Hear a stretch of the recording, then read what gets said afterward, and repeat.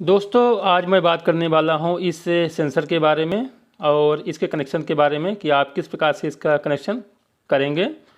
तो आप देख सकते हैं कि मेरे पास ये जो सेंसर है इसे PIR सेंसर कहते हैं।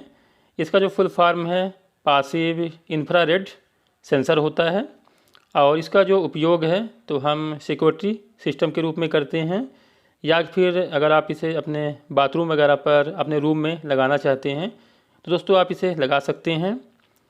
इसे लगाने से फ़ायदा यह है कि जैसे ही इस सेंसर के सामने अगर कोई इंसान या कि फिर कोई जानवर वगैरह आता है तो यह जो सेंसर है आपका तो सेंस कर लेता है और इसके बाद यह एक्टिव हो जाता है, मतलब कि काम करना शुरू कर देता है। तो इसे दोस्तों अगर आप अपने बाथरूम या कि फिर रूम में लगाते हैं, आप जैसे ही अपने रूम के अंदर इंटर होंगे तो आपका जो बल्ब है आप बल्ब के साथ में इसका सेटिंग करके लगा देंगे तो बल्ब ऑटोमेटिक चालू हो जाएगा। और जो भी इसका आप टाइमिंग सेट करेंगे, जैसे कि इसका जो टाइमिंग है तो ज़्यादा से ज़्यादा 5 मिनट तक आप सेट कर सकते हैं। आप अगर रूम के अंदर 5 मिनट हैं और जैसे ही आप ऑटोमेटिक बाहर चले जाएंगे तो 5 मिनट के बाद जो है तो ऑटोमेटिक आपका बल्ब जो है बंद हो जाएगा। इस पर दोस्तों 2 प्रीसेट लगे होते हैं। इसका जो फर्स्ट वाला प्रीसेट है इससे हम इसका दूरी डिस्टेंस सेट करते हैं कि यह कितने दूर तक सेंस करेगा। तो दोस्तों इसका जो सेंस करने का दूरी है ज़्यादा से ज़्यादा 6 से 7 मीटर है। और इसका जो दूसरा वाला प्रीसेट है तो टाइमिंग का है, आप इसे ज़्यादा से ज़्यादा 5 मिनट के लिए सेट कर सकते हैं और 5 मिनट के बाद ऑटोमेटिक ही यह काम करना बंद कर देता है और जैसे ही दोबारा इसके सामने फिर से कोई आएगा तो यह फिर से एक्टिव हो जाता है। और दोस्तों इस पर एक जम्पर है, तो जब दोस्तों आप इसे ख़रीदते हैं तो जम्पर जैसा लगा रहता है वैसे ही आप लगा रहने दीजिए। और मेन दोस्तों इसका जो 3 पिन है यह सप्लाई वाला है, जिस पर से आपका जिधर IC लगा हुआ है इधर वाला जो पिन है ग्राउंड का है, बीच वाला इसका आउटपुट का है और फर्स्ट वाला इसका पिन जो है VCC का है, जिस पर आप 3 वोल्ट से लेकर 20 वोल्ट के बीच में सप्लाई दे सकते हैं, DC सप्लाई।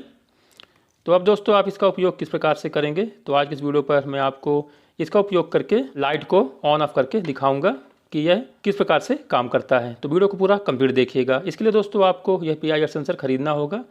अगर आपको मार्केट में नहीं मिल पाता है तो दोस्तों आपको ऑनलाइन मिल जाएगा करीब 200 से 250 रुपये के बीच में।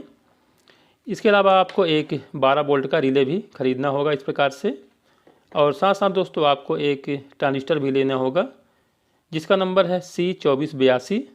आप 547 भी ले सकते हैं, लेकिन दोस्तों उसका जो बेस एमीटर कलेक्टर का पॉइंट है अलग होता है और मेरे पास जो नंबर है तो C2482 है। यह भी NPN ट्रांजिस्टर है, लेकिन दोस्तों इसका जो पिन है इसका तीसरा वाला पिन इसका बेस का है, बीच का कलेक्टर का है और फर्स्ट वाला पिन इसका एमीटर का है।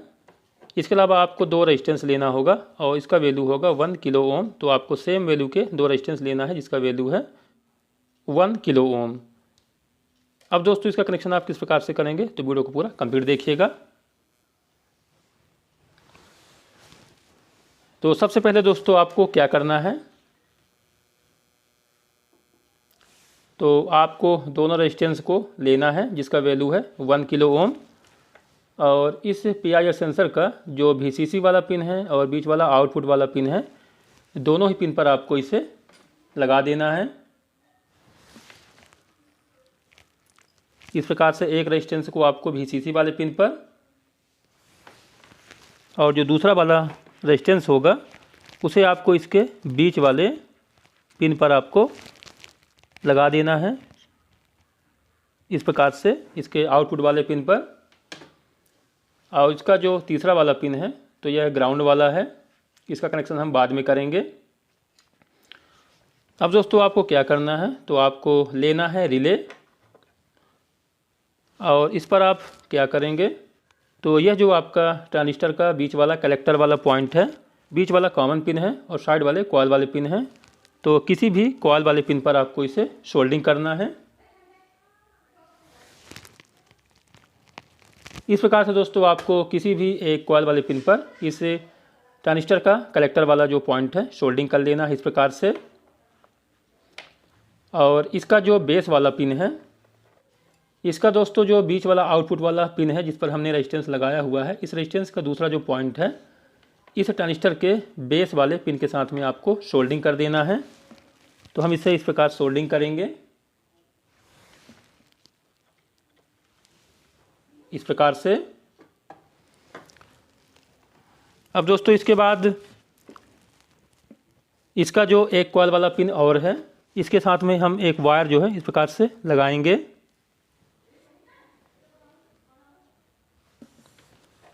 और इसका जो दूसरा वाला पिन है तो हम इस VCC वाले, इस रेजिस्टेंस वाले दूसरे पॉइंट पर इसे सोल्डिंग कर देंगे इस प्रकार से। और एक बार दोस्तों हम और लेंगे,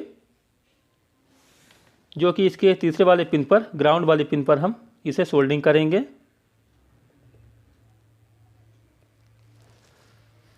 इस प्रकार से।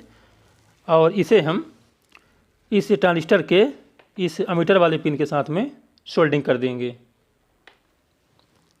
इस प्रकार से दोस्तों आपको इसका कनेक्शन करना है।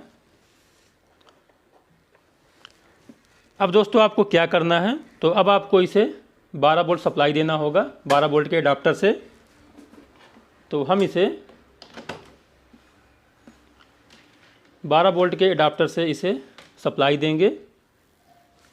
तो यह जो इसका 12 वोल्ट का जो पॉजिटिव वाला वायर है, तो दोस्तों आपको कहाँ लगाना है, तो आपको पॉजिटिव वाला वायर जो है यहाँ लगा देना है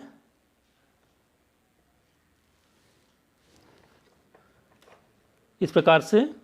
और इसका जो सफ़ेद वाला वायर है जो कि नेगेटिव वाला है, तो आपको इस एमीटर वाले पिन के साथ में आपको इसे सोल्डिंग करना है।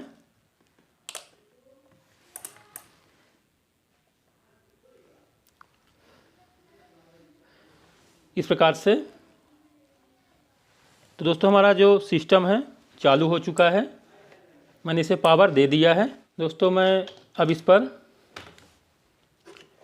जो मेरे पास होल्डर है जिस पर हम 230 वोल्ट AC सप्लाई देंगे, तो अब दोस्तों आपको क्या करना है, तो हम इस पर सबसे पहले एक 100 वाट का बल्ब लगा लेते हैं टेस्टिंग के लिए।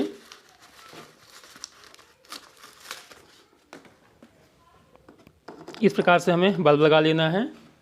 और इसका जो एक वायर है इस होल्डर वाले का, बीच से आपको कट करके,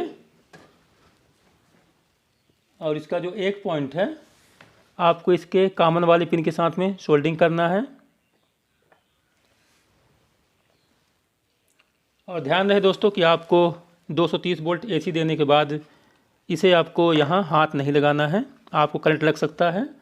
और आपको इसका जो दूसरा वाला पॉइंट है होल्डर वाला, आपको इस नॉर्मल ओपन वाले पिन के साथ में आपको इस प्रकार से सोल्डिंग कर देना है। अब हमारा जो सर्किट है तो कंप्लीट हो चुका है। अब दोस्तों यह काम कैसे करेगा, तो मैं आपको इसे दिखा भी देता हूँ। तो अब दोस्तों मैं इसे एक बार फिर से 12 वोल्ट सप्लाई दूंगा एडाप्टर से। तो दोस्तों मैंने इसे 12 वोल्ट सप्लाई दे दिया है। और अब इसे हम 230 वोल्ट AC भी देंगे।